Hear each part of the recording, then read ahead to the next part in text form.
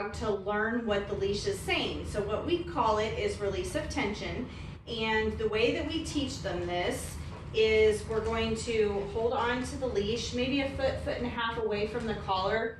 And sometimes you've got to gather up the rest of the leash. I chose Sadie here to demonstrate this because she's kind of dramatic when she does it, and you guys will be able to see your dogs won't be this dramatic, and she probably won't do it now that we're on camera, but we'll see. So basically, my leash is loose right now.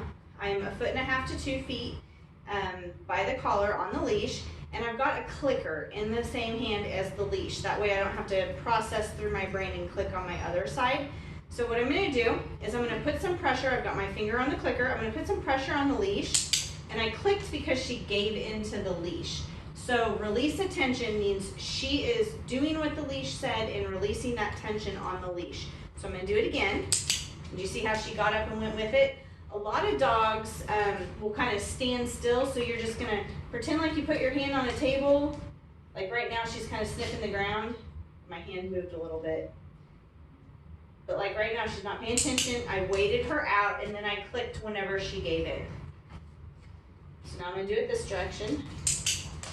And keep in mind, she does know this very well. She's very good at loose leash walking and heeling, so your dogs may take a second. You may put pressure, they may ignore you, and then you click whenever they give it into it.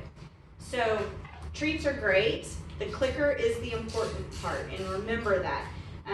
Focus on your clicker, the treat can come later. And you know, you want it within a couple of seconds, but focus on the clicker so you're not trying to get the treat to their face as fast as you can. Okay, so I'm gonna pull back.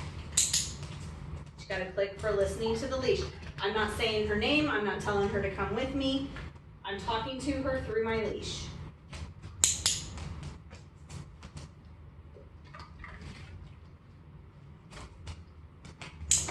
Good. So I could have clicked the first little foot movement she did, and what you do when you start with your dogs is you look at their feet. And so I could have clicked that first little foot movement she did on that, so if you want to rewind it and look at it again, I didn't with her because she knows this well enough that I want her whole body moving. Now when you start with a dog, watch her foot. Like I could just click that foot movement, but since she's better at it, I want more than that. Now, once they get good at this, and you notice I'm keeping my feet in one spot, and once they get good at moving around, and I can barely do it to her because she exaggerates it so much, once they get good at going back and forth, you want to try straight out in front, because whenever you're out walking, obviously they pull out in front. So what I'm going to do is I'm going to toss a treat out, and I'm not going to let her get it. And I clicked when the leash got loose. Now she's going to try to get it again. I'm going to keep it tight. I'm not moving at all.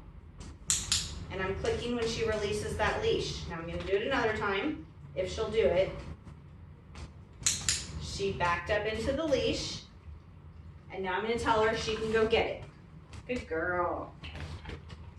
Okay, so if you need to rewind that one, because this is the position, one of the positions that's the hardest, because when they're walking, they're pulling forward. So rewind it and watch it again. You're gonna have them in heel position. You're gonna toss a treat out. Don't let them get it.